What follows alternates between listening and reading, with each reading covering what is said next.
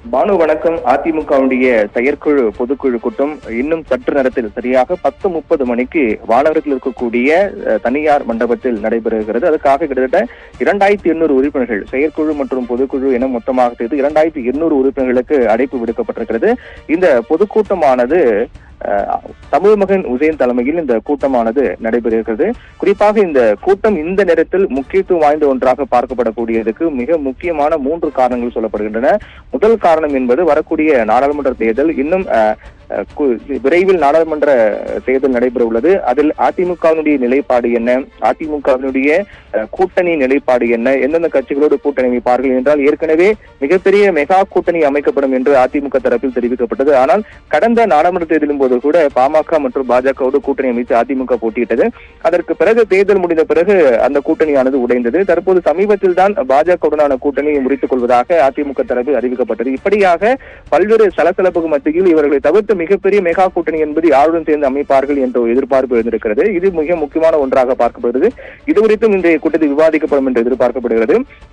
இரண்டாவது மிக முக்கியமான காரணத்தை பொறுத்தவரையில் அதிமுகவினுடைய பொதுச் செயலாளராக எடப்பாடி பழனிசாமி தேர்வான பிறகு நடக்கக்கூடிய முதல் செயற்குழு பொதுக்குழு கூட்டம் இது என்ற காரணத்தால் இது மிகுந்த முக்கியத்துவம் வாய்ந்த ஒரு கூட்டமாக பார்க்கப்படுகிறது. கடந்த ஆண்டு நடைபெற்ற செயற்குழு பொதுக்குழு கூட்டத்தில் ஓபிஎஸ் உள்ளிட்டவருடைய ஆதரவாளர்கள் ஒற்றை தலைமை என்ற கோரிக்கையின் அடிப்படையில் கட்சியை விட்டு நீக்கப்பட்டார்கள். இதன் காரணமாக அதிமுகவில் சலசலப்பு ஏற்பட்ட பிறகு மீண்டும் உட்கட்சி தேர்தல் நடைபெற்று அதில் அதிமுகவினுடைய இடைக்கால பொதுச் செயலாளர் எடப்பாடி பழனிசாமி தேர்ந்தெடுக்கப்பட்டார். அதற்கு பிறகு அவர் நிரந்தர பொதுச் செயலராக, அதாவது தற்போதைய சூழ்நிலையில் பொதுச் செயலராக தேர்ந்தெடுக்கப்பட்டார். அவர் பொதுச் செயலராக தேர்ந்தெடுக்கப்பட்ட பிறகு நடக்கக்கூடிய முதல் செயற்குழு பொதுக்குழு கூட்டம் இது என்பதால் மிகப்பெரிய எதிர்பார்ப்பை அதிமுகவுடைய உறுப்பினர்கள் மற்றும் தொண்டர்கள் மத்தியில் எழுந்திருக்கிறது. அடுத்த மிக முக்கியமான காரணம் என்பது கூட்டணி தான். அதாவது பாஜக அதிமுக கூட்டணி என்பது மிக முக்கியமான கூட்டணியாக பார்க்க வேண்டிய நிலையில் தொடர்ச்சியாக பல்வேறு சர்ச்சைகள், பல்வேறு இரண்டு கட்சிகளும் மாறி மாறி கருத்துக்களை ஒவ்வொரு கட்சிக்கும் எதிராக தெரிவித்து வந்த காரணத்தால் பாஜகவோடு இனி எந்த காலத்திலும் அதிமுக கூட்டணி வைக்காது என்றும் வரக்கூடிய நாடாளுமன்ற தேர்தல் மட்டுமல்லாமல் சட்டமன்ற தேர்தல் அப்போது கூட பாஜகவோடு அதிமுக கூட்டணி வைக்காது, இது நிச்சயமாக நம்பலாம் என்று எதிர்பார்க்கப்பட்டது. அதற்கு பிறகு கூட்டணி தொடர்பான வியூகங்களை அதிமுக வகுத்தார்கள். குறிப்பாக பாஜகவோடு கூட்டணி முறித்துக் கொண்ட காரணத்தால் திமுகவில் இருக்கக்கூடிய சில முக்கிய கட்சிகளும் எங்களோடு கூட்டணிக்கு வருவார்கள் என்றெல்லாம் எதிர்பார்க்கப்பட்டு பேசப்பட்டது. இந்த நிலையில் தான் இதற்கான இந்த தொடர்பாக இந்த கூட்டத்தில் மிக முக்கிய முடிவுகள் எடுக்கப்படலாம் என்று எதிர்பார்க்கப்படுகிறது. அதே போன்று இந்த செயற்குழு பொதுக்குழு கூட்டத்தை பொறுத்தவரையில் 2800 உறுப்பினர்களுக்கு அழைப்பிதழ் அளிக்கப்பட்டு அந்த அழைப்பிதழ் கொண்டு வந்தால் மட்டுமே அனுமதிக்கப்படும் என்று தெரிவித்திருக்கிறார்கள்.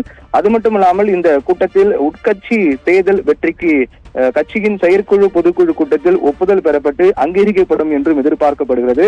அதே போன்று இந்த கூட்டத்தை பொறுத்தவரையில் உட்கட்சி தேர்தலில் பொதுச் செயலராக எடப்பாடி பழனிசாமி ஒருமனதாக தேர்ந்தெடுக்கப்பட்டார். அவர் பொதுச் செயலராக தேர்ந்தெடுக்கப்பட்ட பின்னர் நடக்கக்கூடிய முதல் செயற்குழு கூட்டம் இது என்பதால் மிகுந்த முக்கியத்துவம் வாய்ந்த ஒரு கூட்டமாகவே பார்க்கப்படுகிறது. இந்த கூட்டத்தை தொடங்கிய உடனே புயல் மழையால் பாதிக்கப்பட்ட மக்களுக்கு கூடுதல் நிவாரண தொகை வழங்க வேண்டும். அதாவது இந்த கூட்டத்தில் வலியுறுத்தப்படக்கூடிய தீர்மானங்கள் பொறுத்தவரையில் ஒரு 17 தீர்மானங்கள் நிறைவேற்றப்படலாம் என்று எதிர்பார்க்கப்படுகிறது. அதற்கு முன்னதாக இந்த கூட்டம் தொடங்கிய உடனே மறைந்த அதிமுக உறுப்பினர்கள் மற்றும் இந்த புயல் மழையால் பாதிக்கப்பட்டு மறைந்தவர்களுக்காக இரங்கல் தெரிவிக்கப்பட்டு அதற்கு பிறகு கூட்டம் தொடங்கப்படும் என்று எதிர்பார்க்கப்படுகிறது. கூட்டம் தொடங்கிய உடனே இந்த கூட்டணி தொடர்பாகவும் கட்சியை பலப்படுத்துவது தொடர்பாகவும் வரக்கூடிய தேர்தலை சந்திப்பது தொடர்பாக பல்வேறு விடயங்கள் பற்றி கூட்டத்தில் பேசப்பட இருக்கிறது. அதிலும் முக்கியமாக பார்க்கப்படுவது தீர்மானம் என்பது புயல் மழையால் பாதிக்கப்பட்ட மக்களுக்கு கூடுதல் நிவாரண தொகை வழங்க வேண்டும் என்பது உள்ளிட்ட ஒரு 17க்கும் மேற்பட்ட தீர்மானங்கள் நிறைவேற்றப்படலாம் என்று எதிர்பார்க்கப்படுகிறது.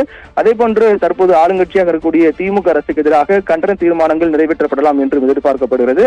இப்படியாக இந்த கூட்டம் தொடங்கி பல்வேறு விவகாரங்கள் குறித்து பேசிய பிறகு கடைசியாக இந்த கூட்டத்தின் முடிவில் அதிமுகவினுடைய பொதுச் செயலாளர் எடப்பாடி பழனிசாமி பேச இருக்கிறார். அவருடைய பேச்சு என்பது மிகப்பெரிய எதிர்பார்ப்பு ஏற்படுத்துகிறது என்றால் கூட்டணி தொடர்பாக இன்னும் அதிகாரப்பூர்வமான அறிவிப்பு வெளியாகவில்லை. இன்னும் காலம் குறைவாக உள்ளது. நாடாளுமன்ற தேர்தலுக்காக திமுக ஒரு மிகப்பெரிய பலம் வாய்ந்த கூட்டணியாக அமைக்கிறது. ஆனால் எதிர்கட்சியாக இருக்கக்கூடிய அதிமுக நிலைப்பாடு என்ன, யாரோட கூட்டணி வைக்கப் போகிறார்கள் என்ற ஒரு கேள்விக்கு தற்போது வரை விடை கிடைக்கவில்லை. அதற்கான கேள்விக்கான விடை எடப்பாடி பழனிசாமியின் உரை இடம்பெறலாம் என்று எதிர்பார்க்கப்படுகிறது. அதன் காரணமாக எடப்பாடி பழனிசாமியுடைய பேச்சை கேட்பதற்காக அதிமுகவினுடைய செயற்குழு பொதுக்குழு உறுப்பினர்கள் மட்டுமல்லாமல் ஒட்டுமொத்தமாக அதிமுக தொண்டர்களும் எதிர்பார்த்து காத்துக் கொண்டிருக்கிறார்கள். இன்னும் சற்று நேரத்தில் அதற்கான கூட்டமானது தொடங்க இருக்கிறது. ஒவ்வொரு உறுப்பினர்களாக வர தொடங்கி இருக்கிறார்கள். அது மட்டுமல்லாமல் கூட்டத்தின் முக்கிய பிரமுகர்களும் வர தொடங்கி இருக்கிறார்கள். எடப்பாடி பழனிசாமியும் வரக்கூடிய அந்த காட்சியை நாம் பார்த்துக் கொண்டிருக்கிறோம். இந்த கூட்டம் நடைபெறக்கூடிய பகுதியை நோக்கி எடப்பாடி பழனிசாமி வந்திருக்கிறார். பொதுவாக இந்த கூட்டம் நடைபெறக்கூடிய பகுதியை சுற்றிலும் போலீஸ் பாதுகாப்பானது பலமாக போடப்பட்டிருக்கிறது. அதே போன்று வானரத்தில் இருக்கக்கூடிய பல்வேறு இந்த கூட்டம் நடைபெறக்கூடிய காரணத்தால் அந்த பகுதி மற்றும் சாலைகள் சற்று போக்குவரத்து மாற்றம் செய்யப்பட்டிருப்பதாகவும் தெரிவிக்கப்பட்டிருக்கிறது. 10:30 மணிக்கு இந்த கூட்டம் தொடங்கி பல்வேறு விவகாரங்கள் குறித்து பேசப்பட்டு இறுதியாக எடப்பாடி பழனிசாமி உரையாற்றிய பிறகு இந்த கூட்டத்தில் முக்கியமான தீர்மானம் நிறைவேற்றப்பட்டு கூட்டமானது முடிவு பெற இருக்கிறது. பானு, தகவலுக்கு நன்றி பிரவீன்குமார்.